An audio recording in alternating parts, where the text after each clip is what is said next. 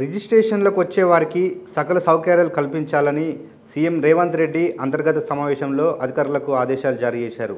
రాష్ట్రంలోని sub registrar కార్యాలయాలను corporate అంగులతో అధునాతనంగా నిర్మించాలని ప్రభుత్వం నిర్ణయించింది.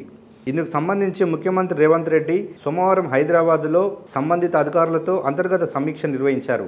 రాష్ట్రంలో రిజిస్ట్రేషన్ శాఖ పనితీరు, మౌలిక వసతులు, ఉద్యోగ ఖాళీలు తదితర అంశాలను ఈ సందర్భంగా సీఎం రేవంత్ రెడ్డి అధికారులను అడిగి తెలుసుకున్నారు. రాష్ట్ర ఖజానాకు పెద్ద మొత్తంలో ఆదాయాన్ని అందిస్తున్న ఆ శాఖను మరింత పటిష్టపరచాలని ఈ సందర్భంగా సీఎం అధికారులకు సూచించారు. రిజిస్ట్రేషన్లకు వచ్చేవారికి కూర్చోవడానికి కనీసం కుర్చీలు కూడా లేకపోవడంతో చెట్ల కింద నీడ దొరికిన చోట నిరీక్షిస్తున్నారని, ఇకపై ఆ పరిస్థితి ఉండకూడదని అన్నారు. అన్ని సబ్ రిజిస్ట్రార్ ఆఫీసులను మోడల్ రిజిస్ట్రేషన్ ఆఫీసులుగా తీర్చిదిద్దాలని ఆదేశించారు. రాష్ట్రంలో మొత్తం 144 సబ్ రిజిస్ట్రార్ ఆఫీసులు ఉన్నాయి. వీటిలో 30 ఆఫీసులు మాత్రమే సొంత భవనాల్లో ఉన్నాయి. ఆదిలాబాద్లో బోత్, మేడ్చల్ జిల్లా షామీర్పేట్లో కొత్తగా నిర్మించిన కార్యాలయాలు ఎన్నికల కోడ్ తర్వాత ప్రారంభానికి సిద్ధంగా ఉన్నాయి.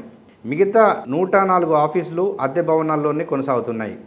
52 చోట్ల ఆఫీసులకు అవసరమయ్యే భవనాల నిర్మాణానికి ప్రభుత్వం భూమి కేటాయించిందని సీఎంకు అధికారులు వివరించారు. భూములు సిద్ధంగా ఉన్న చోట వీలైనంత త్వరగా మోడల్ రిజిస్ట్రేషన్ ఆఫీసులను నిర్మించాలని, మిగతా 52 సబ్ రిజిస్ట్రార్ ఆఫీసులకు సరిపడే స్థలాలు అన్వేషించాలని ఈ సందర్భంగా అధికారులను ఆదేశించారు CM Revanth Reddy. Public utility కింద సేకరించిన స్థలాలు అందుబాటులో ఉంటే అక్కడే నిర్మాణాలు చేపట్టాలని సూచించారు.